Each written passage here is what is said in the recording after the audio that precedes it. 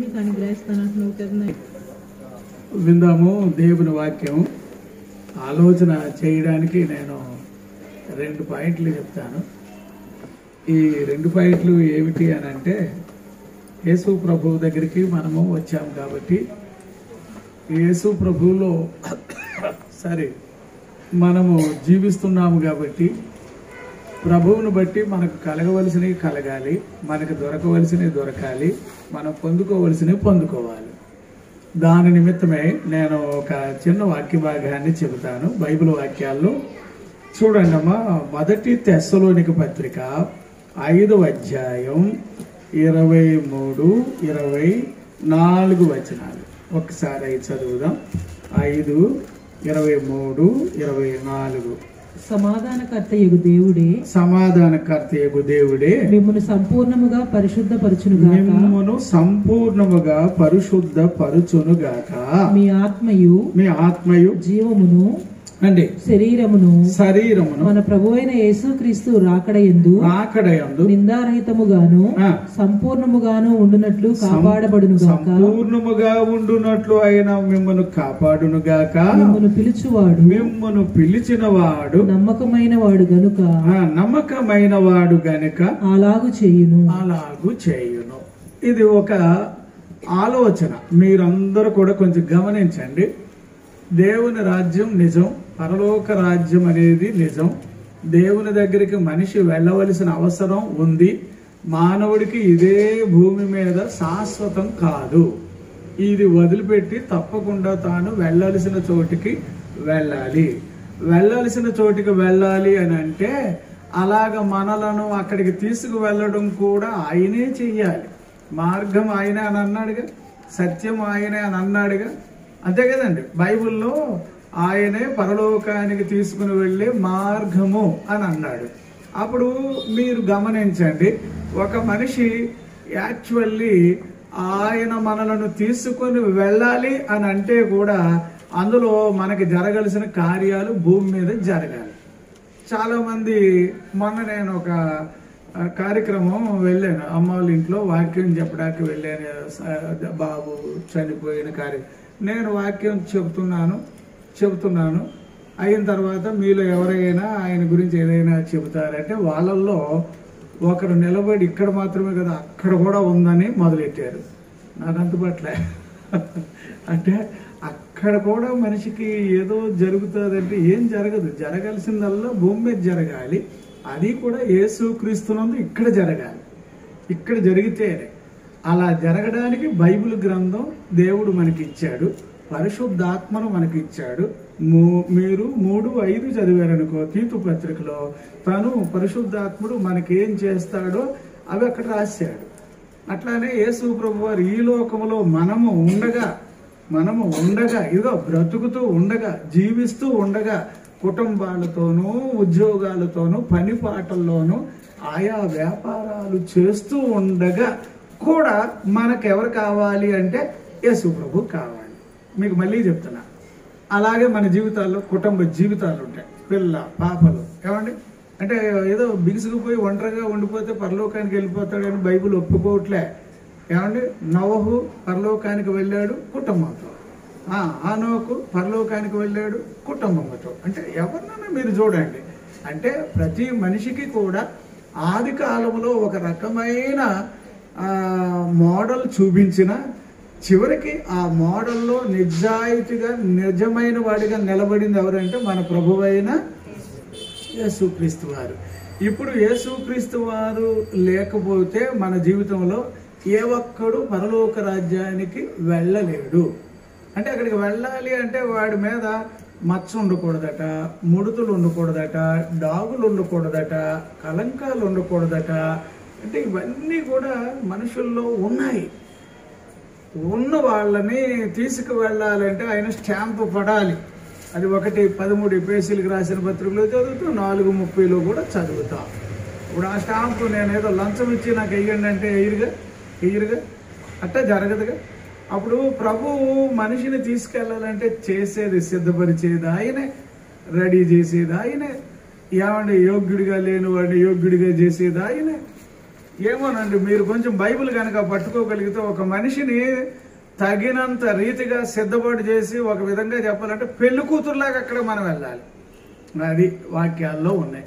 మళ్ళీ మీరు ఇలా కూడా ఆలోచన చేయండి. పరలోకంలో మనం ఏ వయసులో ఉంటాం, ఏ వయసు వాళ్ళగా ఉంటాం చెప్పండి. ఎవరైనా ఎప్పుడైనా అనుకుంటారా, ఆలోచన చేస్తారా?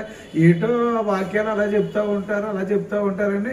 ఒక 90 సంవత్సరాల ముసలివాడు ఇప్పుడు ఆయన నేను అంటాను, తాతయ్య నువ్వు అక్కడ పెళ్లి కొడుకులాగా ఉంటావు అని అంటే వీడికి ఎలా ఉంటుంది? ఎలా ఉంటుంది? అర్థం కాదు. అది వేరే లోకం అమ్మా. ఈ భూమిలో మనిషి రావడానికి తన లోపల ఉన్న ఆత్మ సిద్ధపడడానికి ఈ బాడీ ఇచ్చాడు. ఈ వాతావరణంలో వీడు రొటేషన్ అవ్వాలంటే వీడికి కావాల్సింది పెట్టాడు.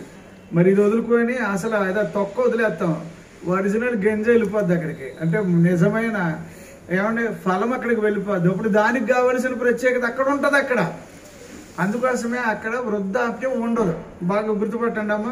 పరలోకంలో ముసలోళ్ళు, వయసు అయిపోయిన వాళ్ళు, కుంటుకుంటూ నడిచేవాళ్ళు, బలహీనులుగా ఉంటారు. అవి ఏం ఉండవు అక్కడ. ఉండవు. ఎందుకంటే అక్కడ నిశ్శబ్దమైనది కానీ, లోపం కలిగినది కానీ పరలోకంలో ఉండదు అని వాక్యాలు పద్దాక మనం చదువుతాం. అందుచేత పరలోకంలో పెళ్లి కొడుకులాగా ఉంటాం, పెళ్లి కూతురులాగా ఉంటాం. అంటే పెళ్లి కొడుకు ఆయన అయితే మనం ఎలా ఉంటాం? దీన్ని ఆలోచన చేయాలి. అబ్బా, ఇది ఇంకొక రకమైన ఆలోచన. అందుచేత సరే, అక్కడికి మనం తర్వాత వెళ్ళిన ఇప్పుడు వాక్యంలో మిమ్మలను ఏం చేస్తున్నాడట ఆయన? 23వ వచనములో సమాధానకర్తకు దేవుడే మిమ్మును సంపూర్ణముగా పరిశుద్ధ పరుచునుగాక. ఒక్కటి. రెండవది ఏమంటాడు? మీ ఆసక్తియు, మీ ఆత్మయు, జీవమును, శరీరమును ఏమండి మన ప్రభు అయిన యేసుక్రీస్తు ఆగమనమందు నిందారహితముగా ఏమండి సంపూర్ణముగాను ఉండునట్లు కాపాడును గాక. అప్పుడు పరలోకంలోకి మనం వెళ్ళాలి అంటే ఎవడైనా కూడా ఏమంటే రకరకాల లోపాలతో అక్కడికి వెళ్తారు అని బైబిల్ చెప్పట్లే. నేను కూడా పెద్దవాళ్ళు వాక్యం చెప్పడం విన్నాను. మరి వాళ్ళు ఏ వాక్యాన్ని ఆధారం చేసుకొని చెప్తున్నారో నాకు అంతుపట్టలేదు. ఇక్కడే కాదండి బాప్తిసం, అక్కడ కూడా ఉందని అన్నాడు ఒకడు. అర్థం కాలేదు. ఏమో నేను అంత చదవలేదు, నాకైతే అలాగా బైబిల్ అలా లేదు. కానీ అతను చాలా ధీమాగా మాట్లాడుతూ ఉన్నారు. అక్కడ కూడా బాప్తిసం ఉంటుంది, అక్కడ కూడా రక్షించబడతారు. అయ్యయ్యో చాలా కథలు ఉన్నాయండి. ఇవన్నీ బోగస్ మాటలు. ఒక మనిషిని పరలోకం తీసుకెళ్ళడానికి మరి యేసు ప్రభు ఎందుకు దిగి వచ్చాడు భూమి మీదకి? అదేదో అక్కడే చేసుకునేవాడైతే ఎట్లాంటి మురికోళ్ళు వచ్చినా అక్కడ మధ్య ఆకాశంలో ఆపేసేసి సెటరేట్ చేసేసి దుమ్ము దులిపేసేసి చెత్తను తగలేటి మంచి వాళ్ళు పట్టుకుపోవచ్చుగా. అట్లా కాదండి. మనిషికి పాప నివారణ అవ్వాలంటే వాడు ఎక్కడ పుట్టాడో అక్కడే పడ్డగోతులోంచి వాడు లేవాలి. అందరూ మురికోలమే. ఇగో ఏ భేదము లేదు అని ఇలాంటివి ఉంటాయి కదా. తర్వాత అందరూ అనే మాటలు ఉంటాయా? ఉండవా? అందరూ అనే మాట ఎక్కువగా నేను ఒక 9 సార్లు అందరూ అనే మాటలు రాశాడు. ఏంటి అబ్బా అని వెతికితే 9 సార్లు నాకు మంచి పాయింట్లు దొరికినాయి. అందుచేత నేను ఒక రిక్వెస్ట్ కోరుతున్నా.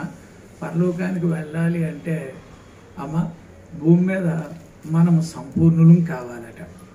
ఏ విషయాల్లో సంపూర్ణం అవ్వాలి అనేది మళ్ళీ మీరు భూమి మీద ఇక్కడ బతకడానికి ఒకటి అవ్వాలి, రెండవది దేవుని దగ్గరికి వెళ్ళడానికి రెండో రకంగా కూడా అవ్వాలి. అందుకోసమే దేవుడు మనకి పరిశుద్ధ గ్రంథాన్ని ఇచ్చాడు. అది అందుకని సేవకులు కూడానమ్మా వాక్యం చెబితే స్వార్థం లేకుండా చెప్పాలి. నిజమే, తిట్టుకునే వాళ్ళు ఉంటారమ్మా, ద్వేషించుకునే వాళ్ళు ఉంటారు, వాక్యాన్ని కూడా ఇష్టపడిన వాళ్ళు ఉంటారు. ఉన్నాయండి అలాంటి వాక్యాలన్నీ నేను చూసేటప్పుడు. ఎందుకు అలాగంటే నాకు అర్థం కాదు. అంటే వాళ్ళు తాత్కాలికమైన జీవితానికి అలవాటు పడిపోయి ఆ ఉన్నతమైన దృశ్యాలు మర్చిపోతూ ఉంటారు. అలాంటి వాళ్ళకి వాక్యాలు కొంచెం కష్టంగా ఉంటాయి. అందుచేత బైబిల్ వాక్యం ఏం చెప్తుందంటే ముందు మనము సంపూర్ణులము కావాలి. సంపూర్ణులముగా కావడానికి ఆయన ఎవరట? నమ్మకమైన వాడు. యేసు ఎవరు? అప్పుడు నమ్మకమైన వాడు అంటే ఎంతవరకు ఆయన నమ్మొచ్చండి అంటే నువ్వు సంపూర్ణంగా మారే వరకు నిన్ను వదిలిపెట్టని వాడు. నిన్ను వదిలిపెట్టడు. మళ్ళీ చెప్తున్నాను, బాగా వినండి. నేను సంపూర్ణుడిగా అవ్వాలంటే నా వల్ల అవదు. నేనంటూ రెడీ అవ్వాలంటే అబ్బో ఎన్ని ఆటంకాలు. అంతా ఎందుకు, మీరు లోతును అడగండి.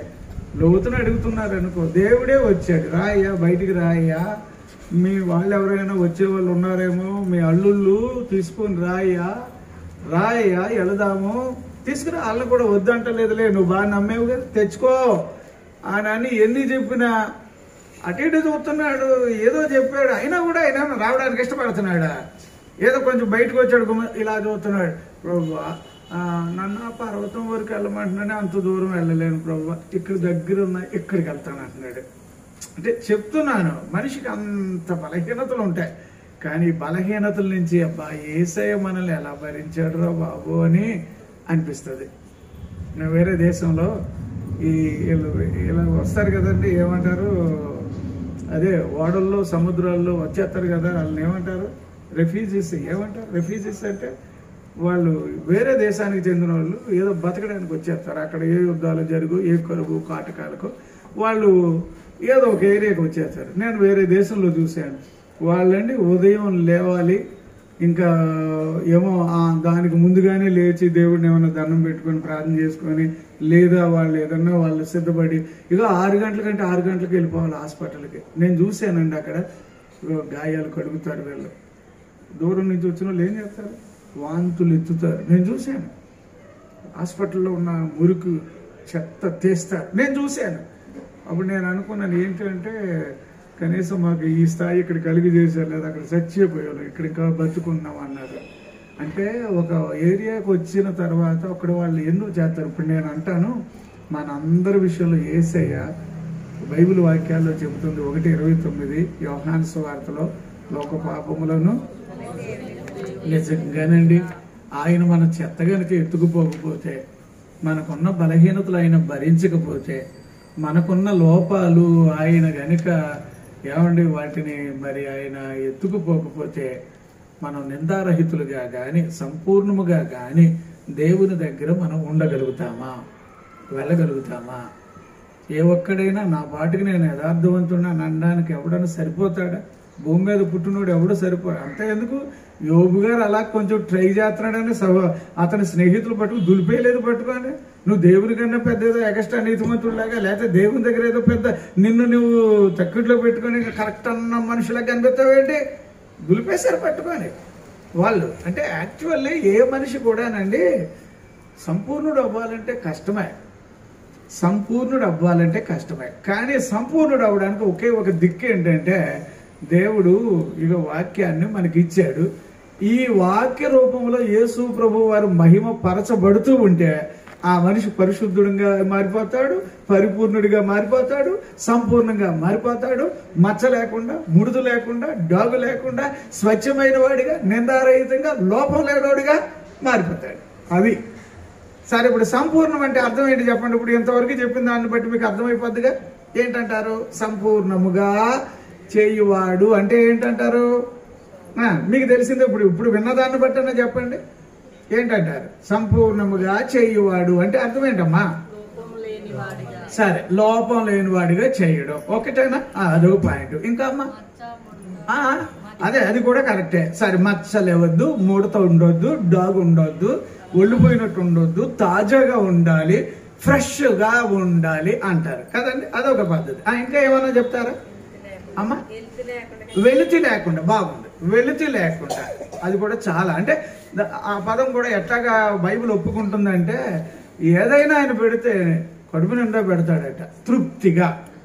తృప్తిగా అంటే అక్కడ పెట్టాడు కానండి, ఎట్టకాకలికి ఆయన పెట్టాడన్నా, ఎంత మొద్దు పెట్టాడండి అంటారు. అడ కాదు, తినగా ఇంకా మిగిలాలి, అది అట్టాటే సంపూర్ణుడు. సరే, ఇంకా అమ్మా ఇంకెలా చెప్తాం? సరే, ఇప్పుడు ఈ గోడ ఉంది, ఇదిగో ఈ గోడ ఉంది. గోడ సంపూర్ణమైన గోడ అంటారా, వెలుతుగా ఉందంటారా? ఉంది, వెళుతుంది కదా, వెళుతుంది. ఇక్కడ ఇంకా ఏదో చేయాలి, ఏదో చేయాలి. అంచేత దీన్ని ఇప్పుడు మనం సంపూర్ణం అనకూడదు, అంతే. ఇప్పుడు నెహెమియా గారు కానీ, ఎజ్రా గారు కానీ వాళ్ళు దేవుని మందిరానికి ప్రాకారములు కట్టేటప్పుడు లోపం లేకుండా కట్టారని రాశారు, అంతే. అలాగే రాశారు. సరే, ఇప్పుడు నేను మళ్ళీ సంపూర్ణంగా నేను ఆయన చేస్తాడు అంటే 7:25 ఎబ్రీలకు రాసిన పత్రికలు ఏముందమ్మా? ఆయన ఎట్టాగున్నది అక్కడ వచనంలో? అమ్మా సంపూర్ణముగా చెప్పాలమ్మా, చదవండి అమ్మా. సంపూర్ణ ద్వారా దేవుని యొద్దకు వచ్చు పక్షమున విజ్ఞాపనము చేయుటకు విజ్ఞాపనము చేయడానికి నిరంతరము జీవించుచున్నాడు గనుక వారిని సంపూర్ణముగా రక్షించుటకు. ఎలాగమ్మా సంపూర్ణముగా రక్షించుటకు చెప్పండి అమ్మా. సంపూర్ణముగా అంటే సార్ ఒక్కసారి దేవుడి చేతిలో పడ్డాక అమ్మా మళ్ళీ వెనక్కి చూడకుండా ఉండండి, అట్లా అలవాటు పడండి. లోతు ఫ్యామిలీకి ఆయన ఎంత చెప్పాడండి, దేవుడు చెప్పినా కూడా అమ్మా నువ్వు వెనక్కి చూడొద్దమ్మా, రానాలోల కోసం నీకెందుకమ్మా, రావట్లేదా చూడొద్దమ్మా, ఇవి అది ఏమైపోతుందని చూడొద్దమ్మా. ఎందుకంటే దేవుడు చెప్పిందేమో చూడండి అమ్మా. ఇప్పుడు అబ్రహాం గారికి లోతు గారికి ఉన్న తేడా ఏంటంటే, లోతు ఎప్పుడు తన జీవితంలో తగాదాలు ఇష్టపడే మనిషి. ఎవరండి? ఎప్పుడూనమ్మా. విశ్వాసుల్లో కూడా మీలో కూడా ఉంటారు కొంతమంది, ఎప్పుడు గొడవలే కావాలి. వాళ్ళకి ఏం కావాలమ్మా?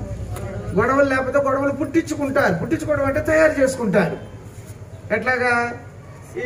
ఇప్పుడు నువ్వు అలా చెప్తున్నావేంటి, వచ్చేసింది గొడవ. నేను అలా చెప్తున్నానంటే అదిగో ఇదిగో ఏమి లేదు రీజన్. ఆ పిల్ల ఆఖరికి కంగారు పడి గొడవ ఇచ్చి వాళ్ళ అమ్మాలు వచ్చి నేను వచ్చి తిట్టుకోని కొంతమంది. ఇప్పుడు మీ ఇంట్లో ఏదో అరుసులు ఉండారండి, వండుతున్నారు. ఈ అమ్మాయి వాళ్ళ ఇంట్లో అరుసులు వండుతుందా నయోమి అమ్మ. వండుగానే ఈ పిల్ల వచ్చి అక్క మీ ఇంట్లో ఏమన్నా ఉండారు అక్క అన్న అడిగింది. అడిగితే ఏదో అరుసులు అన్నారు అనుకో, మాకెందుకు చెప్పలేదు. పిల్ల అడిగేస్తుంది. ఇప్పుడు దీనికి బాధ వచ్చేసింది. ఇప్పుడు ఎక్కడో అక్కడెక్కడో 3వ లైన్లో 4వ లైన్లో ఉంటుంది. అయ్యో అంటే ఎట్టాగా చాలా మంది ఒట్టొట్టునే. ఇగో నేను ఒక మాట ఇలాగ అంటున్నానని ఏమనుకోకండి సార్. యేసు ప్రభు లేకపోతే మనం సంపూర్ణులం కాలేము. నా బలహీనతలు నాకు ఉండొచ్చు. కొంతమందికి ఎలాగుంటుంది అంటే, ఈ పాప ఎవరు అమ్మాయినా బాగా చదివే పిల్ల, ఈ అమ్మాయి బాగా చదువుతుంది అనుకో, దీనికి బాగా ఐడియాస్ బాగా తెలిసేని ఈ అమ్మాయి వెళ్ళి ఏదో అక్క ఏదన్నా చిన్న హెల్ప్ చేయవా అని అన్నది అనుకో, అయ్యి బాబు ఇది బాగుపడిపోద్ది నాకన్నానని. ఇది బాగుపడితే పడింది. ఇప్పుడు ఏంటంటే ఈ పిల్ల బాగుపడిపోతున్నా నాకు అసలేం తెలియదు. నిజంగా తెలియదు ఈ అమ్మాయికి. అందరికన్నా బాగా చదువుతుంది అనుకుందాం. బిందు కన్నా ఆ పాప కన్నా ఈ అమ్మాయి బాగా చదువుతుంది. మరి అప్పుడు ఏం చేయాలి? నీకు ఏదైనా పని తెలిసిందంటే చేతనైనంత వరకు అవతల వ్యక్తులకి ఏం చేయాలి? చెయ్యి సార్. సొమ్మే ఊడిపోదు సార్. అందరికి అన్నీ తెలిసిపోతాయి. ఇప్పుడు నేను అంటున్నానమ్మా, రోజు వాక్యం చెప్తున్నాను కదా. నేను ఈరోజు ఇప్పుడు ఈ అమ్మగారి ఇంట్లో వాక్యం చెప్పాలి. నేనండి ఎన్నిసార్లు అడిగాను, అటు చర్చి దగ్గరికి వెళ్ళాను, అక్కడ కూర్చున్నాను, కాసేపు ప్రార్థన చేస్తాను, మళ్ళీ కొంచెంసేపు అడుగుతాను, ప్రభువా ఏమో రాలేదమ్మా, నాకైతే వాక్యం రాలేదు. సరే నేను మళ్ళీ ఇంటికి వెళ్ళాను, ఇంటి దగ్గరికి వెళ్ళి కష్టపడిపోయి ఏదో ప్రయత్నం చేస్తే రావట్లేదమ్మా, ఏం చేయాలి ప్రభువా? ఏంటి అసలు వాక్యం ఏమన్నా చెప్పేది ఉందా? నేను ఇప్పుడు వాక్యం చెప్పినా చెప్పకపోయినా మర్యాదగా మాత్రం వచ్చి కూర్చోవాలి కదా, ఇప్పుడు రావాలి కదా ఇక్కడికి. అప్పుడు ఏం చేస్తాం? వాక్యం లేదా మా ఒక 5 పాటలు ఎక్కువ పడిచేస్తాం, సింపుల్గా వచ్చిన చదివి వెళ్ళిపోతాం. కానీ ప్రభు చూస్తుంది, రేపు బాధకు వస్తుడా ఏంటి రాలే చేస్తావు. అప్పుడు ఏం చేయాలి? ఇప్పుడు నేను తన్నుకులు ఆడుతున్నాను, వీళ్ళు ఎవరెవరో మాట్లాడతారు మా ఇంట్లో. అబ్బా ఎంత ఈ మధ్యలో రండి వీళ్ళు మాకు ఇంట్లో వాళ్ళు అప్పటికి సరిగ్గా ఏదో కొంచెం కష్టపడుతున్నాడు, ఎవడో ఒకటి అడ్డేస్తాడు. ఈ మధ్యలో ఫ్యాన్ కావాలని పేపర్లు ఎగరగొట్టేస్తాడు, రాద్దాము అని అన్ని డిస్టర్బెన్సే. అప్పుడు నాకు అనిపిస్తుంది, ఓకే అయితే ఖచ్చితంగా ఏదో వాక్యం ఉందన్నమాట. ఎంత ఆటంకం వచ్చిందంటే, లేదో చెయ్యతే ఏముండదు, లేదు ఇందులో వాక్యం ఉంది అని మొదలెడితే దేవుడు వాక్యాన్ని ఇస్తాడమ్మా. అందుకని మీ ఇంటికి కావలసిన వాక్యమే తెచ్చాను ఈరోజు. దేవుడు మిమ్మల్ని సంపూర్ణముగా చెయ్యునుగాక. ఎట్లా చేస్తాడు అని అంటే, సంపూర్ణముగా రక్షించే సమర్థుడు. యాకోబు 1:17 ప్రకారంగా ఎట్టా రాశాడు అక్కడ? 1:17 జ్యోతిర్మయుడు తండ్రి దగ్గర నుంచి చదవండమ్మా. 1:17 శ్రేష్టమైన ప్రతి ఈవియు సంపూర్ణమైన ప్రతి వరము పరసంబంధమైన జ్యోతిర్మయుడకు తండ్రి యొద్ద నుండి వచ్చిన. అది దేవుడు మీకు అన్ని మంచి ఇస్తాడమ్మా. సంపూర్ణమైన ఏది ఇవ్వాలని ఎవరు ఇవ్వాలి? మీరు ఈ ఇంటి అమ్మగారిని నేను ఒక విషయంలో మాత్రం మెచ్చుకుంటాను, ఎక్కువగా మాట్లాడదు, చాలా ప్రశ్నలతో దేవుడి దగ్గరికి వెళ్ళి నిలబడుతుంది. ఏంటో గట్టిగా ఆ షడ్రకు మేషకు అభ్యర్థులు ఉంటారు చూడండి, అలాగే దేవుడిని పట్టుకుంటుంది. ఎన్నో ఆటంకాలు కనిపిస్తున్నా కూడా ఎన్నమ్మని నా ప్రభు నేను వదలను అని మొండిగా ప్రభువుని పట్టుకుని బతికే మనిషిగా ఈ కుటుంబం ఉన్నారు. మరి అప్పుడు దేవుడు ఏమైనా వదిలేస్తాడా? ఏదో ఆటంకం అయినా ఆటంకాల మీద ఒకసారి ఆయన నడిచేసును కాక నడిచేస్తాడు. ఆయన ప్రాకారాలు తొక్కుకుంటూ పోతాడు. నా టైం అట్టాగే వస్తుంది అంతే కాదు. తర్వాత అప్పుడు ఏమంటే అది నిజం కదా అని అనుకునే రోజు వస్తుంది. కాకపోతే ఒక విషయం, ఆయన మీకు సంపూర్ణమైన ప్రతి వాటిని ఇచ్చును గాక. ఇవ్వాలన్నా అలాగే, లేకపోతే నేను ప్రభువుని అంగీకరించి తగిన సమయంలో మనం ఆ గొప్పతనం చూడకపోతే ఇంకెప్పుడు చేస్తాడు సార్ ఆయన? అదొకటి. తర్వాత ఒకటి యోహాను పత్రిక 4వ అధ్యాయం 12వ వచనం ఒకసారి చదవమ్మా. అక్కడేమంటున్నాడు అంటే చాలా చక్కగా మనం చదువుతా ఉన్నాము. మానవుడు దేవుణ్ణి ఎప్పుడునూ చూచి ఉండలేదు. మనం ఒకరినొకడు ప్రేమించిన ఎడల దేవుడు మన యందు నిలిచి ఉండును. ఆయన ప్రేమ మన యందు సంపూర్ణమగును. అప్పుడు ఆయన ప్రేమ ఎట్లాంటిది అంటారు? అప్పుడు మనందరం కూడా సంపూర్ణులుగా ఉండడానికే దేవుడు తన ప్రేమను ఇచ్చాడు. వరాలు ఇచ్చింది కూడా అందుకే. ఇంకా నేను చెప్తున్నాను, సంపూర్ణ రక్షణ ఇచ్చేది కూడా అందుకే.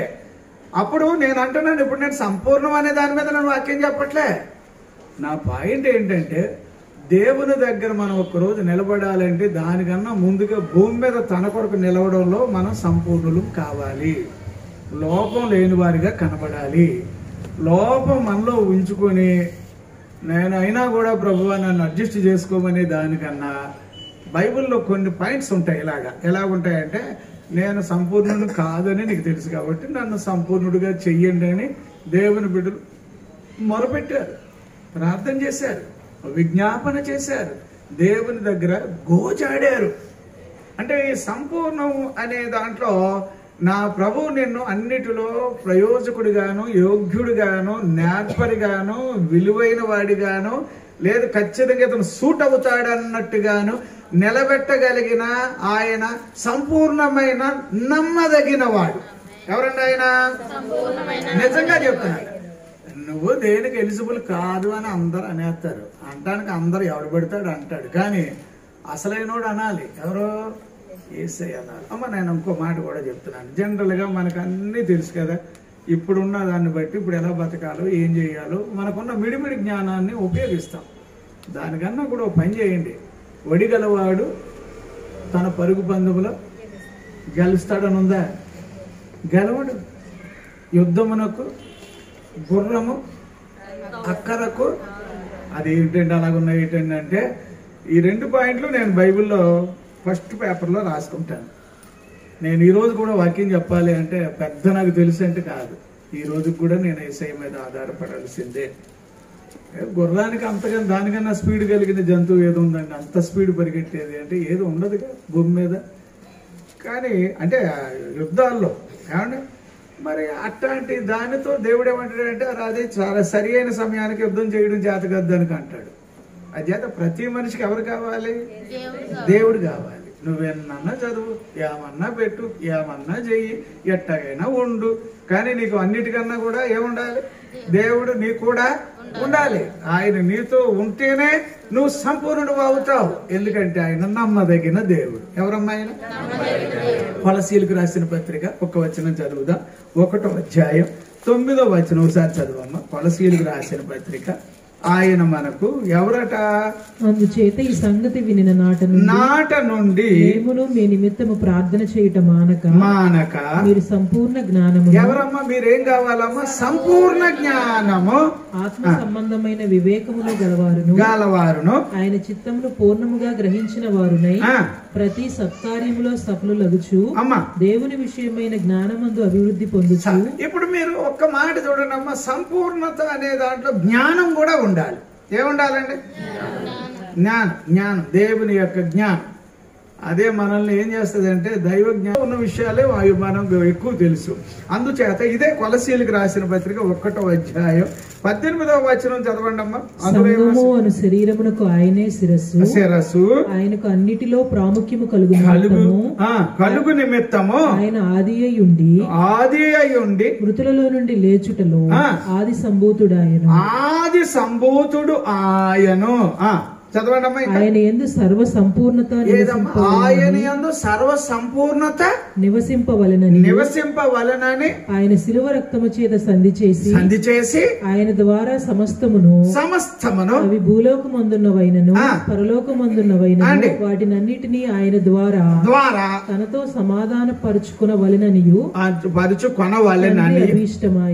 అప్పుడు మనం అందరూ కూడా ఇప్పుడు 18వ వచనానికి 19, 20 వచనాలు కంబైన్డ్ గా మనం చదివితే గనుక మన జీవితంలో సంపూర్ణత కావాలి అనేది అంటే ఎట్లాగబ్బా అని అంటే సంఘము అన్నిటిలో ఎలా ఉండాలట? సంపూర్ణంగా ఉండాలంటే దానికి శిరస్సు ఎవరు? అప్పుడు యేసు ప్రభు మనకు ముఖ్యమైనప్పుడు మన జీవితాల్లో వెలితి లేకుండా ఉండడానికి ప్రయత్నం చెయ్యాలి. లోపమే రాని ఏమన్నా రాని ప్రభు దగ్గర సరి చేసుకోవడానికి ప్రయత్నం జరగాలి. అది నేను కోరుకునేది. సరే, ఇప్పుడు ఇదే కొలసీలకు రాసిన పత్రిక 2వ అధ్యాయం 1వ వచనం ఒకసారి చదవండి. 2వ వచనం. లవోదికేయ వారి కొరకును శరీర రీతిగా నా ముఖము చూడని వారందరి కొరకును నేను ఎంతగా పోరాడుచున్నానో మీరు తెలుసుకుని కోరుచున్నాను. వారు ప్రేమ యందు అతుకబడి సంపూర్ణ గ్రహింపు యొక్క సకల ఐశ్వర్యము కలిగిన వారై దేవుని మర్మమై ఉన్న క్రీస్తును స్పష్టముగా తెలుసుకున్న వారై. అప్పుడు సంపూర్ణముగా మనము అవ్వడానికి సోర్స్ ఏంటబ్బా అంటే యేసు ప్రభువే. ఆయన గనక మన జీవితాల్లో ఎటు చూసినా తారసల్లో పడితే లోపం లేని వాళ్ళుగా ఉంటాం, జ్ఞానం కలిగిన వాళ్ళుగా ఉంటాం, అభివృద్ధి కలిగిన వాళ్ళుగా ఉంటాం. ఇక్కడైతే బలి అంటున్నాడు ఈ 2:1 ఎలా చెప్తున్నాడు అంటే సంపూర్ణ భాగ్యము కలిగిన వారిగా మారిపోతామట. అమ్మ, ఏ రోజుకైనా మన ముద్దలో కూడా ఆయన కృప ఉండును కాకమ్మ. ముద్ద అంటే నేను అనేది తినే ముద్ద, మనం తినే ముద్ద పిండిలో కూడా ఆయన కృప ఉండాలమ్మా.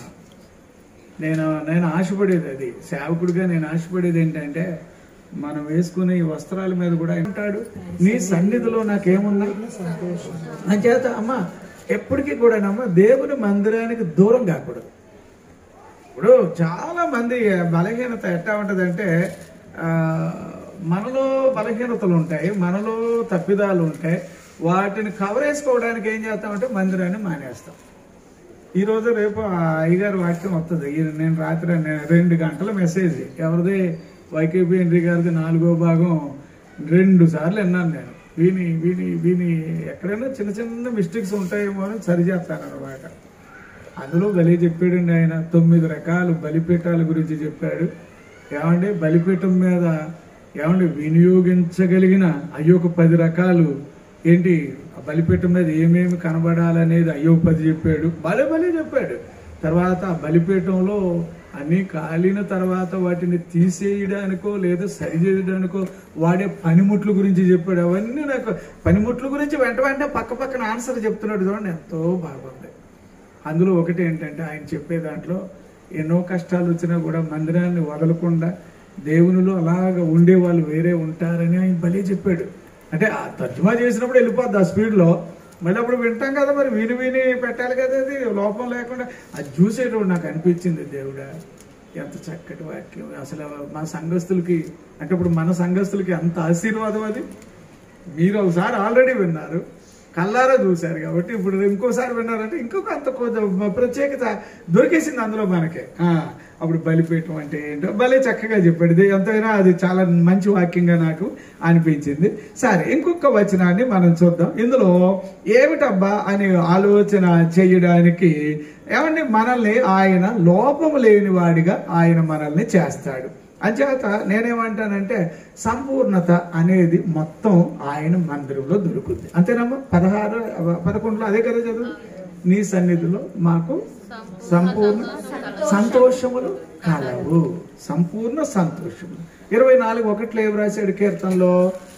భూమి నాదే, భూమిలో ఉన్న దాని సంపూర్ణతయు, లోకము దాని నివాసులు అన్ని కూడా. అంటే ఈ భూమిలో ఉన్న సమస్తం ఎవరిదే? అట్లాంటి దేవుని బిడ్డగానే ఉంటున్నప్పుడు నీకు కష్టం ఏంటి నాన్న? అందుకే మన ప్రార్థనలో కూడా అందరిలా ప్రార్థన చేయకండి, అందరికన్నా ప్రత్యేకంగా చెయ్యండి. అందరూ నాసిరకంగా చేస్తే మీకు అసలు ఆ దరికే వెళ్ళొద్దు. అది ప్రార్థనే కాదు నా దృష్టిలో. నేను అందుకే అడుగుతాను ఎప్పుడు కూడా, ప్రార్థన అనగానే ఒకే మాట పద్దాకా రొటేషన్ అవ్వకూడదు, అది నేను అనుకుంటాను. అట్లాగా చాలా మంది ప్రార్థన అనగానే ఇంకా అయ్య బాబా అసలు ప్రార్థన అంటే ఇలాగా అలాగా అంటారు, కానీ ప్రార్థనలో చాలా ఖరీదైన పాయింట్స్ ఉంటాయి, అది మాత్రం చాలా హోందాగా ఉంటాయి. ఆ విధంగా మనం ప్రార్థనలో ప్రభువు దగ్గర కనబడాలి. సరే, ఇప్పుడు ఈ వాక్యంలో నుంచి రెండో పాయింట్కి వెళదాం. రెండో పాయింట్ ఏంటబ్బా అంటే, ఆయన మనలను యోగ్యులుగా నిలబెడతాడు. ఏమండి? అర్హత కలిగిన వాళ్ళుగా నిలబెడతాడు, సంపూర్ణులుగా చేసి నిలబెడతాడు. దేనికి నువ్వు యోగ్యుడిగా కావాలో దాంట్లో ఆయన నిన్ను తర్బీదిచ్చి నిలబెట్టును గాక. దేవునికి స్తోత్రం. అవతల ఆశ్చర్యంగా చూడాలి, ఎట్లా జరిగింది అంటే జరుగుద్ది. ఎందుకంటే ఈయన మనలను సంపూర్ణముగా చేయదగిన నమ్మదగిన వాడు. దేవునికి స్తోత్రం. సరేనా? ఇప్పుడు రెండో పాయింట్కి వెళదాం. 1వ యోహాను పత్రిక 1వ అధ్యాయం అమ్మ 9వ వచనం చదవండి. ఏం రాశాడు? మన పాపముల నిమిత్తము మన పాపములను మనము ఒప్పుకొనిన ఎడల ఆయన నమ్మదగిన వాడును నీతిమంతుడును గనుక పాపములను క్షమించేసి దుర్నీతి నుండి మనలను పవిత్రులుగా చేయును. చూడండి, సంపూర్ణంగా చేయడానికి అడ్డంగా ఉండేది ఏంటంటే మనిషికి పాపం గనుక మనిషి మీద ఉంటే ఎన్ని రకాలు. మీరు నేను తయారు చేసిన నజరేయుడైన మ్యాగజైన్ ఎవరి దగ్గరైనా ఉందా? ఒక మ్యాగజైన్లో మాత్రం ఒక నెలలో మాత్రం మొత్తం పాపం యొక్క ఆరిజిన్ అంతా దాంట్లో రాశాను. పాపం అంటే ఏంటి, ఎందుకు ఇది, దీన్ని ఏంటబ్బా, అదేంటో మనకి దరిద్రంగా మన మీద ఇష్టం లేకపోయినా మన మీద వెలుబడి చేసేసింది. అది ఉన్నంత వరకు ఏమిటో దేవుడు మనల్ని పట్టించుకోడు. 59:2 వచనం కదా, యెషయాలో ఏమంటాడు? నీకును నాకును పాపములు అడ్డొచ్చినాయి అంటాడు. 9:31 ఏమంటాడు యోహాను సువార్తలో? మీ పాపములు నేను మీ ప్రార్థన వెనకపోవడానికి పాపమే కారణం అంటాడు. ఇక 68లో కూడా మనం చదువుతాం. ఇట్లాగా నేనేమంటానంటే, పాపం మనిషిలో ఉంటే వాడు పరిపూర్ణుడిగాను సంపూర్ణుడిగాను మారలేడు. వాడికి ఏదైనా జరగాలి అంటే జరగకుండా అడ్డుపడేది ఏంటంటే అదొక్కటే. అది ఎవరి ద్వారా వచ్చింది అనేది అది మన అందరికీ తెలిసిన, అది మనం ఏమంటాం, ఆదాము ద్వారా వచ్చిందంటే నేను ఆదాము ద్వారా రాలేదు, పాపాన్ని తీసుకొచ్చిందే సైతానుగాడు. వాడు మనిషిలో లోడ్ చేసి వెళ్ళిపోయాడు. అది మన అందరికి ఇలాగా పనిచేస్తా ఉంది. ఏదో అదేమంటారు, ఏదో టాబ్లెట్ ఎవడో కనుక్కున్నాడు అనుకోండి, అమెరికా వాడో లేకపోతే ఏదో ఇస్రాయేలీడో ఎవడో కనుక్కుంటే కనుక్కున్న టాబ్లెట్ అది మానవులందరికీ అవసరమని తెలిసాక వాడు ఏంటంటే దాని రైట్స్ అమ్ముతాడు. అమ్మినప్పుడు ఏం చేస్తాడు, మన ఇండియా వాళ్ళు ఆ టాబ్లెట్ కొనగానే ఏ ఇంటోడు వాడినా ఏ పట్టణం వాడు వాడినా బిల్లు కట్టేటప్పుడు దాంట్లో 3 పైసలు 4 పైసలు వాడికి వెళ్తుంది. అది 200 రూపాయల టాబ్లెట్ అయినా కూడా కనీసం 3 రూపాయలన్నా అక్కడికి వెళ్ళిపోద్ది. ఎలా వెళ్తుందంటే దాని రైట్స్ అట్టా ఉంటాయి. అట్టాగే ఈ పాపాన్ని తెచ్చింది సైతానుగాడు గనక ఆదాము ద్వారా మనలోకి వచ్చేసినంత మాత్రంలో కాదు, వచ్చేసిన దానికి రైట్స్ ఆడి కాబట్టి బిల్లు వెళ్తుంది ఆడికి. ఆ రైట్ ఆడు పాపం చేశాడు, ఆ రైట్ ఈడు పాపం చేశాడు, అవును వెళ్దాం, అట్లా దుర్మార్గుడు అన్నాడు. అందుకే యేసు ప్రభు ఈ లోకానికి వచ్చింది 3:8 ప్రకారంగా 1వ యోహాను ప్రకారంలో చదివితే గనక ఏమంటాడు అక్కడ? ఏమండి? 3:8 వచనం, అపవాది మొదటి నుండి పాపము చేయుచున్నాడు గనుక పాపము చేయవాడు అపవాది సంబంధి అపవాది యొక్క క్రియలను లయపరచడానికి కుమారుడు ప్రత్యక్షం. ఏమంటే అపవాది క్రియలు అంటే ఏది? పాపం. పాపానికి అంతం చేయాలి, పాపాన్ని తొలగించేసేయాలి, పాపాన్ని నాశనం చేసేయాలని యేసు ప్రభు వారు మన విషయంలో అయినా నమ్మదగిన వాడట. ఎవరు చెప్పండి అమ్మా? అమ్మ మీకు తెలుసమ్మా, మీకు ఇలాగంటానని అనుకోకూడదు. మనిషికి ఒక రకమైన జ్వరం ఉందనుకోండి, జ్వరం ఉంటే ఈరోజు ఆడి ముందు మన మాంసం వేసుకు తింటే ఆడికి ఎలా ఉంటుంది? పోయిపోయి అమ్మ ఇప్పుడేనమ్మా తెచ్చుకోవాలమ్మా మీరు, ఇప్పుడమ్మా ఇప్పుడేనా అంటే అప్పుడు అక్కడ ఆడికి సరే లేరా పర్లేదు కదా తినరా అన్నాం అనుకో, తింటే 2 అంతల రోగం వస్తుంది ఆడికి. ఎట్టాగప్పుడు దాని బదులు ఆడి ముందు తేకుండా పెట్టుకుంటే మంచిది, అంతే కదా. జనరల్గా నేను అనేది అంటే ఇప్పుడు నేను అంటున్నాను ఏంటంటే మనిషి డీల్ అయిపోయాడు, మనిషి బలహీనుడు అయిపోయాడు, మనిషి చచ్చుపడ్డాడు, మనిషికి దమ్ము ఉండట్లేదు, మనిషికి బలం ఉండట్లేదు. ఇట్లాంటి బలహీనమైన ఈ మనిషి ఇలా ఎందుకు అయ్యాడని చెప్పి దీని ఆరిజన్ ఏమిటి అని చెప్పి దాని వెనక ఆరిజన్ ఆ వేర్లతో శుద్ధ అంటే మొత్తం కుక్కుట వేళ్లతో పెకలించేసినట్టుగా సైతాను క్రియలను అది మనిషిలో గాని, ఇంటా వంట గాని, ఊరిలో గాని, పట్టణములో గాని, గ్రామములో గాని ఉండకూడదని చెప్పి ఏముండకూడదని ఆయన పాపిగా అయ్యాడంటారు? చెప్పండి అమ్మా. అంటే అప్పుడు ఆయన నమ్మదగినవాడో కాదా? ఎంత అమ్మా నేను అంటాను చాలా మందికి ఇదిగో మా కొన్ని ముతక సామెతలు ఉంటే అలాంటివి మీరు పట్టించుకోకూడదు. అంటే ఏంటంటే అది ఆ కాలానికి ఏవైనా ఉన్నాయేమో కానీ అదే చింత చచ్చినా నేను అది బైబిల్ పరంగా వచ్చినట్టు మాత్రం ఒప్పుకోను. ఎందుకంటే బైబిల్ వచ్చాక దశ మార్చగలిగింది ఈ బైబిలే కదా. ఉంటాయి వేరే వాటికి ఏమైనా అనుకుంటారేమో కానీ బట్ బైబిల్ వచ్చిన తర్వాత మనిషి జీవితంలో ఇంకా నేను పాపిగానే ఉండడు, ఇంకా నేను రోగిష్టిగా ఉండడు, ఇంకా నేను బలహీనుడిగా ఉండడు, అది బైబిల్ ఒప్పుకోవట్లే.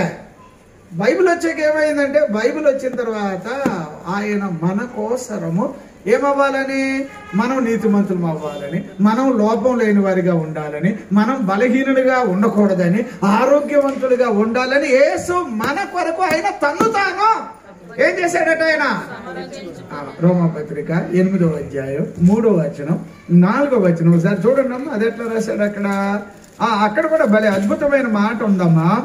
8వ అధ్యాయం 3, 4 వచనాలు. శరీరమును అనుసరింపక అనుసరించి నడుచుకుని మన యందు ధర్మశాస్త్ర సంబంధమైన నీతి విధి నెరవేర్చబడవలెనని పరిహారము నిమిత్తము దేవుడు సొంత కుమారుని ఎవరినమ్మా? దేవుడు తన సొంత కుమారుని పాప శరీరాకారముతో పంపి ఆయన శరీరమందు పాపమునకు పాపానికి శిక్ష పెట్టేశాడు. అయితే మనకేం పెట్టాడు మరి? అక్కడ అది వచ్చిన ఏముంది? పాప నివారణ అవునది కదా మాట. పాప పరిహారము నిమిత్తం. అంటే పాప పరిహారం అంటే అర్థం ఏంటి? నీ మీద మళ్ళీ ఈ పాపం కనబడకూడదని. అంత నమ్మదగిన దేవుడండి ఆయన. యేసయ్య నీ నిమిత్తం నా నిమిత్తం ఎవరమ్మైనా నమ్మదగిన దేవుడమ్మా. మన పాపములను తొలగించగలిగిన నమ్మదగిన దేవుడమ్మా. మన పాపములను తుడిచివేయగలిగిన నమ్మదగిన దేవుడమ్మా. అంచేత నువ్వు సంపూర్ణంగా ఉండాలమ్మా. భూమి మీద కాస్త ఖరీదైన భోజనం చేయండి. ఏం చేయండి అమ్మా? నేను చెప్తున్నాను, అర్థమవుతుందమ్మా. అరిగేటట్టుగా ఖరీదైన భోజనం చేయండి. కాస్త బలంగా ఉండండి, అండ్ పుష్టిగా ఉండండి. అయ్య బాబాయ్ అలాగని చెప్పి ఎంతంత ఏం కూర అంటే నెయ్యి వేసుకు తిన్నాం మేము. ఏది అలాగా చెప్తా ఉంటారు. ఎంత ఒక చుక్క నెయ్యి వేసి కూడా మేము నెయ్యి పోసుకొని తిన్నారట. నెయ్యి చుక్క వేసుకుని తిన్నామని అనరు కాదా? ఏమో నేను అంటున్నాను, నా ప్రభు నిన్ను మంచిగా కాపాడును గాక. పాప నివారణ అంటూ జరిగిందంటే నీ చేతులకి ఆరోగ్యం, ఏమంటే నీ అవయవాలకి ఆరోగ్యం, ఏమంటే మన జీవితానికి ఆరోగ్యం, మన బ్రతుకులో ఆరోగ్యం. నేను చెప్తున్నా సార్. ఇది ఇంకా చెప్పాలి అమ్మ. అదే రోమాపత్రిక 4వ అధ్యాయం 25వ వచనం ఒకసారి చదవండి. రోమాపత్రిక 4వ అధ్యాయం. ఆయన మన అపరాధముల నిమిత్తము అప్పగింపబడి నీతిమంతులుగా తీర్చబడుటకై లేపబడి. ఎందుకు లేపబడ్డాడమ్మా? మనం ఎలా కనబడాలి ఇప్పుడు? అంటే నీతిమంతుడు అంటే అర్థం ఏంటండి? అది డ్రెస్ వేసుకున్నట్ట? ఎట్లాగమ్మా? ఎలాగా? నీతిమంతులు అంటే అర్థం ఏంటి? ఏమని అంటారు? పరిశుద్ధంగా ఉండడం అంటారమ్మా. ఓకే అమ్మ ఓ మాట అంటున్నారు, పరిశుద్ధంగా ఉండడం. నీతి అంటే ఏంటి చెప్పండి? నీతి ఏమండి? బైబిల్లో అమ్మ మనం ఎప్పుడైతే ఇలాగా యథార్థంగా ఉండడం మొదలెడతామో, అదే అమ్మ పరిశుద్ధత అన్నారు. సరే నేనేమంటానంటే ప్రవర్తనలో, క్యారెక్టర్ వైజ్లో, అంటే మాట్లాడుతున్నా కూడా దాంట్లో కూడా ఏముండి రావాలి? నీతి ఉండాలండి. సరే అలా కాదు, ఏమైనా మనం పనులు చేసాం. ఇప్పుడు ఎక్కడంటే రూతు గ్రంథం 2:17 ఏమంటాడమ్మా? రూతు గ్రంథం 2:17 ఏమంటున్నాడు బైబిల్లో? ఏమని రాశాడు తెలుసా? ఒకసారి చదవండి అమ్మా. అది ఎట్లా రాశాడు చూద్దాం. 2:17 వచనం ఒకసారి చూడండి. దేవునికి మహిమ కలుగునుగాక. చదవండి. 2:12 చదవండి అమ్మా. 17 కాదు కానీ యెహోవా నీవు చేసిన దానికి ప్రతిఫలం ఇచ్చును. యెహోవా నీవు చేసిన దానికి ప్రతిఫలం ఇచ్చును. ఇశ్రాయేలీల దేవుడైన యెహోవా రెక్కల క్రింద అండి సురక్షితముగా ఉండుటకు నీవు వచ్చితివి. ఆయన నీకు సంపూర్ణమైన బహుమానం. ఏ బహుమానం ఇస్తాడమ్మా? ఇప్పుడు పాట పాడతాం కదా, నీతిమంతురాలు ఎవరండి?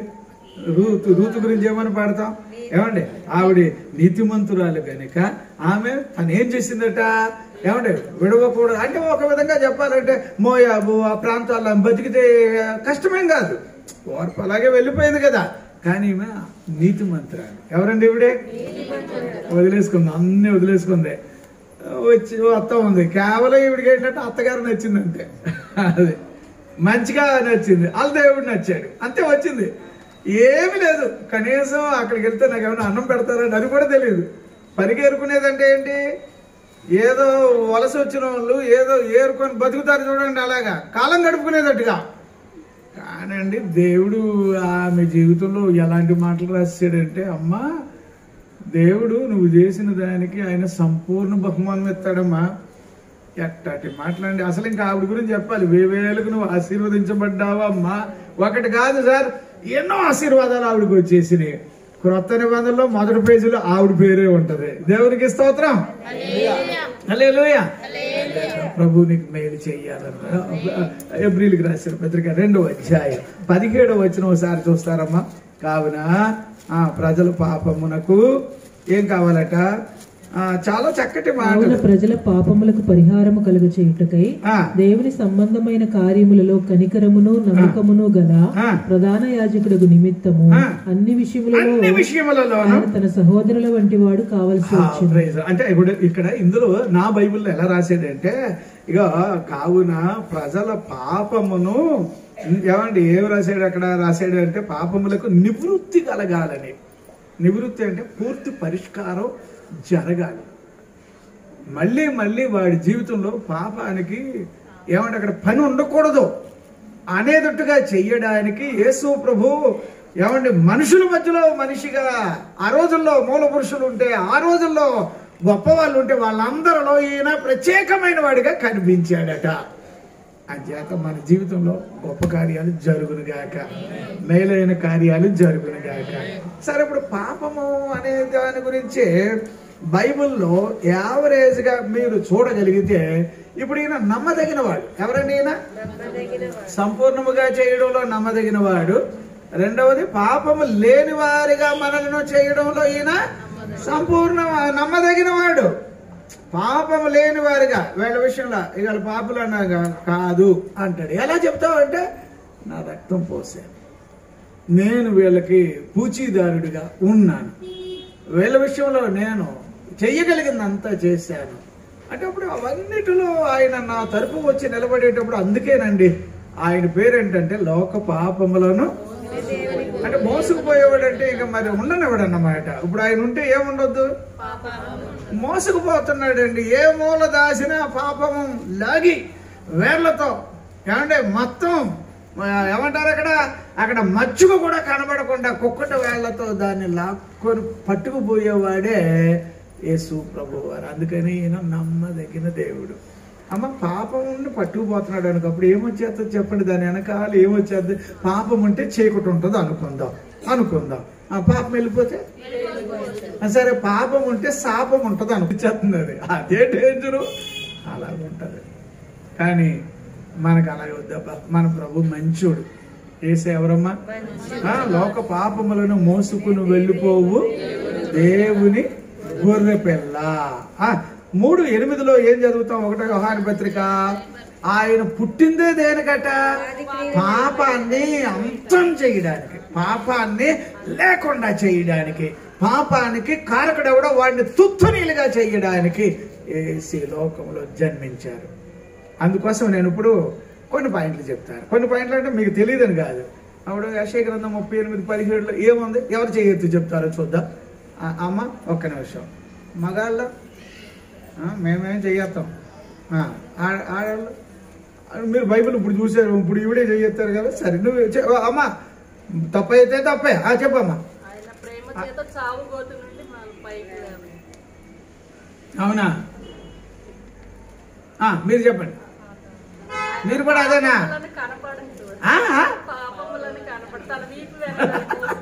ఎవరో అందించారు ఇప్పుడు, అందించలేదా? దేవుడు దీవించగాక. మన పాపాన్ని, అంటే టాపిక్ లో ఉంది కాబట్టి అక్కడికి వచ్చామన్నమాట. పాపాన్ని తీసుకెళ్ళి ఎక్కడ వేసాడటమ్మా? ఎక్కడమ్మా? అడగలకూడదు, ఇక్కడ ఉండండి, ముందు ఇక్కడ ఉండండి. ఎక్కడ వేసాడట? అప్పుడు వీపి వెనక అన్నారు కదా. అసలు ముందు మనం ఆయన్ని చూడలేము, వీపి వెనక ఎవడు వెళ్ళగలుగుతాడు? ఏదో ఉందమ్మా.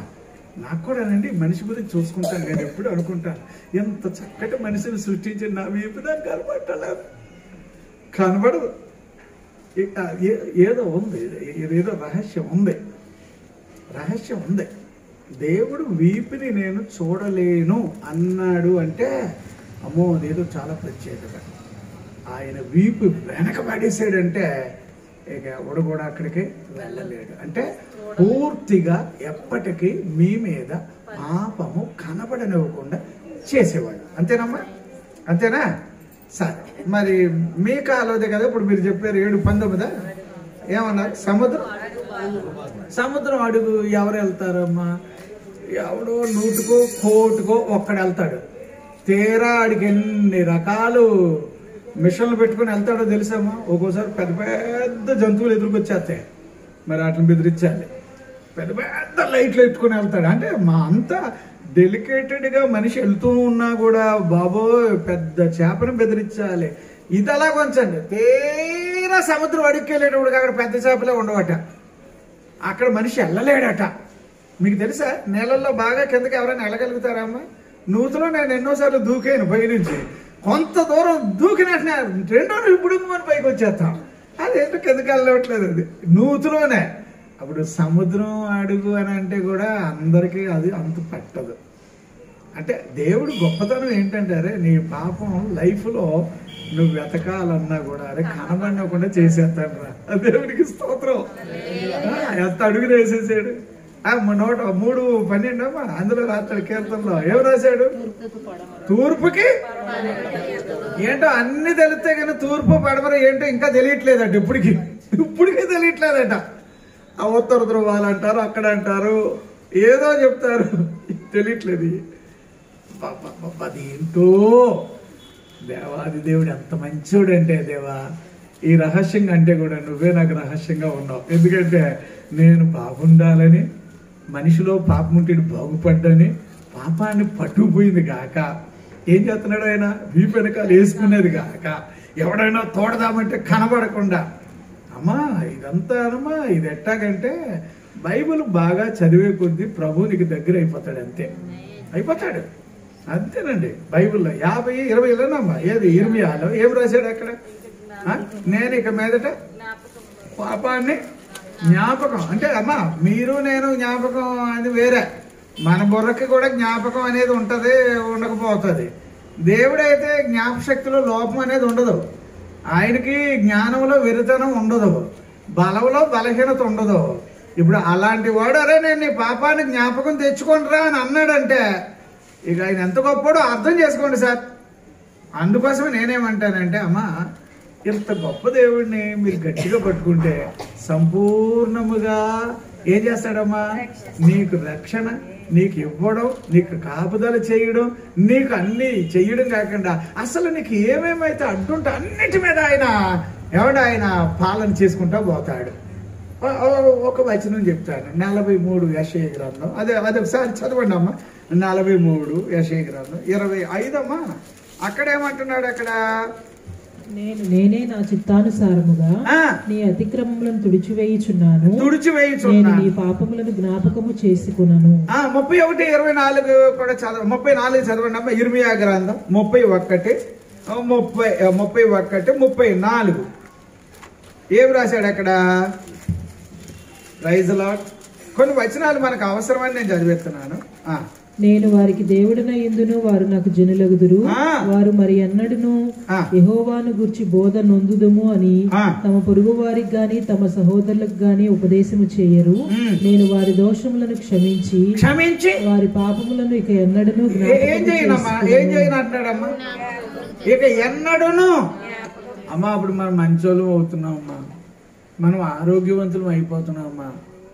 ఈరోజు మనల్ని చూసి బయట వాళ్ళు ఏంటండి ఈ మనిషి ఎప్పుడో అప్పుడప్పుడు అని అనుకున్నాం, అప్పుడు ఇప్పుడు అనుకున్నాం, ఏంటండి మనిషి ఇలా గట్టిగా ఉన్నాడండి అంటే ఆరోగ్యవంతులం అయిపోతున్నామమ్మా. మంచి రోజులు వచ్చేస్తున్నాయమ్మా, దీవెనకరమైన సంవత్సరాలు ఆవరిస్తున్నాయమ్మా, దయా కిరీటం మన మీదకి వచ్చిందమ్మా. నువ్వు శ్రేష్టమైన బిడ్డల్లో నువ్వు ఒక బిడ్డవమ్మా. చాలా చాలా వచనాలు వచ్చేసినాయమ్మా.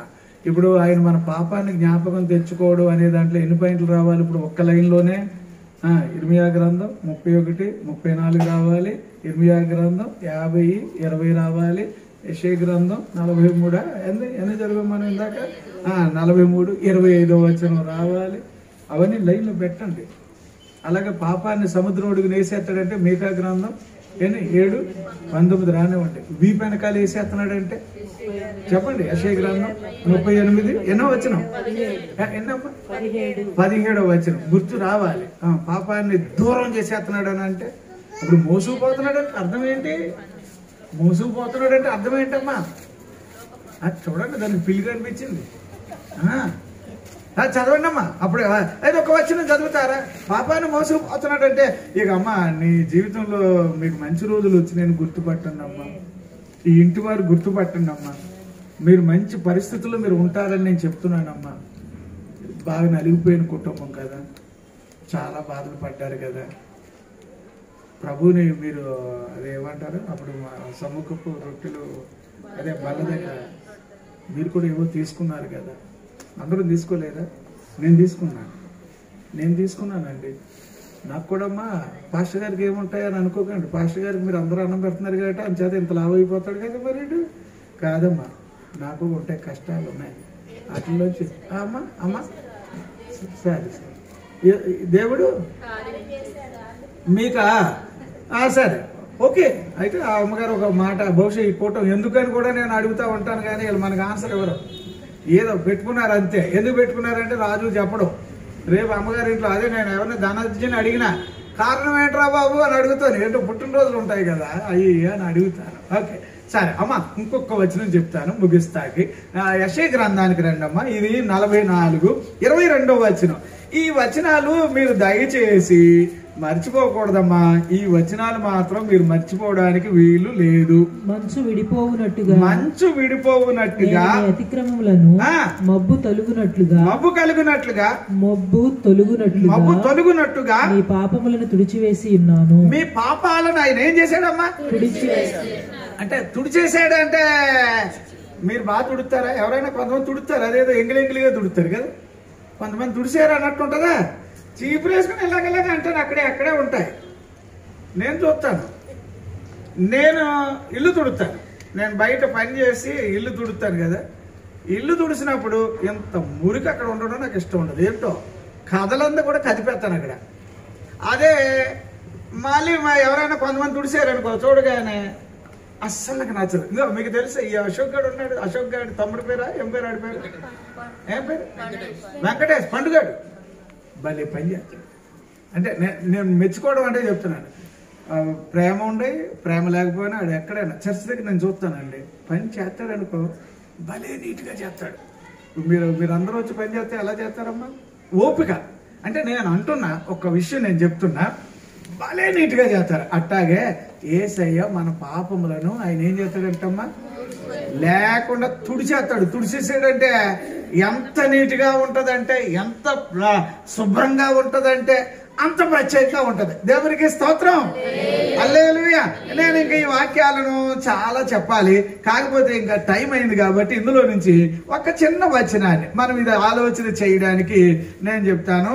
దేవునికి మహిమ కలుగునుగాక. 34 అమ్మా, అది నిర్గమకాండం 7వ వచనం. అక్కడ ఏమని చదువుతున్నాం మనం చూడండి అమ్మా, 7వ వచనం. అలాగే కీర్తన 25, 18వ వచనం. అది కూడా చాలా ఇంపార్టెంట్ పాయింట్. 2వ దినవృత్తాంతాలు 7, 14వ వచనం. ఒక్కసారి ఏదన్నా ఒకటి చదవండి. ఆయన 1000 మందికి కృపను చూపుచు దోషమును అపరాధమును పాపమును క్షమించును గాని ఏమాత్రమును దోషులను నిర్దోషులుగా ఎంచక 3-4 తరముల వరకు తండ్రుల దోషమును కుమారుల మీదకిని కుమారుల మీదకిని రప్పించునని ప్రకటించారు. ఇప్పుడు అమ్మ మీకు ఈ ఒక్క మాట వినండి, ఇదొక్క మాట నేను క్లోజ్ చేస్తా. జనరల్ గా ప్రభువు ఎట్టాగంటే అమ్మా, మనం ఆయన్ని పట్టుకొని ఉన్నాము కాబట్టి మనం అదృష్టవంతులం అయిపోయాం. మన మీద ఏమంటే విరోధంగా డాక్యుమెంట్స్ ఉండవు, మన మీద విరోధంగా రాయబడినవి ఏవి ఉండవు. ఎందుకంటే ఆయన వాటిని తన శిలువ రక్తము చేత ఏం చేశాడు, మనకు విరోధంగా వ్రాయబడ్డవి ఏవైనా తుడిచేశాడు, కడిగేశాడు. అందుకోసం నేనేమంటానంటే, ఇప్పుడు చూడండి, ఇప్పుడు ఈ వాక్యం అది ఓల్డ్ టెస్టమెంట్ లో అతి పురాతనమైన కాలంలో వ్రాయబడిన ఒక సంగతి. అప్పుడు ఏం రాశాడు, ఒకవేళ పాపాన్ని క్షమిస్తాడు గాని, క్షమించినా లేదా తుడిచేస్తాడు గాని, తుడిచేసినా లేదా లేకుండా చేస్తాడు గాని, చేసినా ఏదో వాళ్ళకి అక్కడ ఒక కార్యం చేస్తాడు కానీ తర్వాత ఇంకా దాని రిజల్ట్ ఉంటుంది అన్నట్టు చెప్తున్నాడు. అంతే కదా, అంతేనండి అక్కడ చూసేది మనం. మరి క్రొత్త నిబంధన వచ్చేటప్పటికి ఏమైంది, క్రొత్త నిబంధన వచ్చాక ఇక నీ మీద దోషారోపణ లేకుండా చేసేస్తాడు. అంటే ఇప్పుడు నువ్వు బాగుపడతావు, నీ పిల్లలు బాగుపడతారు, నీ పిల్లలు బాగుపడతారు. ఇది క్రొత్త నిబంధన. అంటే మా తండ్రులు ద్రాక్షకాయలు తిన్నారు, మా పళ్ళు పులిసినవి అన్నట్టుగా మనం చదువుతాం. నిజమే, అలాగే నమ్మినోడు అలాగే. కానీ అది ఎలాగా, ఇప్పుడు ఫర్ ఎగ్జాంపుల్గా ఆదాం పాపం చేశాడు అనేది కాదు, పెద్ద లిస్ట్ ఉంటుంది. ఒక్కొక్కసారి బైబిల్లో ఆ 7 మంది ఉంటారు, అందులో దావీదు గారు ఉంటారు, అందులో సొలొమోను గారు ఉంటారు, ఆ పెద్ద వాళ్ళు ఉంటారు. వీళ్ళు ఏదో ఒక లెక్క. కానండి నాకు అనిపిస్తూ ఉంటుంది, వాళ్ళు పాపం చేశారు, దానికి పరిష్కారం ఒకటి. కాకపోతే మనకు వచ్చేటప్పటికి ఏమైందంటే, పాపం చేసిన ప్రభువు దగ్గర వాడు నీతిమంతుడైపోవాలి, వాడు ఐశ్వర్యవంతుడైపోవాలి. వాడు ఎలా ఉండాలి ఇప్పుడు అంటే, ఈ సిస్టమ్ వేరే ఉంది. మళ్ళీ ఇంకో మాట చెప్తాను. లూకా సువార్తలో 16లోనా మా 2 కుమారులు కదా, 2 కుమారులు అదేనమ్మా 15 మనం చదివితే కనుక ఆ 2 కుమారుల్లో చిన్న కుమారుడు ఏమైపోయాడు, తండ్రిని వదిలేసి వెళ్ళిపోయాడు. తిరిగి వచ్చాడా, వచ్చాడు. ఎప్పుడో వచ్చాడు. వచ్చాక అరే నువ్వు ఎన్ని ఎకరాలు పోగొట్టుకున్నావు, నువ్వు 10 ఎకరాలా, నా దగ్గర నుంచి తీసుకున్న 10 ఎకరాలా, ఓకే నీకు 10 ఎకరాలు ఇస్తాను. ఇచ్చాడా చెప్పండి. ఇప్పుడు కొంచెం ఆలోచించేది భయం వేస్తుంది. అది పిల్లోడు వచ్చాడు, తప్పు చేశాడు, ఏమంటే వచ్చి ఇక గతి లేక వచ్చాను అని అనగానే ఉంగరం పెట్టాడు, బట్టలు వేసాడు, ఏమంటే విందు చేశాడు. పిల్లోడు చచ్చిపోయి బతికొచ్చాడు, ఏమేమో చెప్తున్నాడు. ఊరందరికీ మా అబ్బాయి బతికాడు అంటున్నాడు.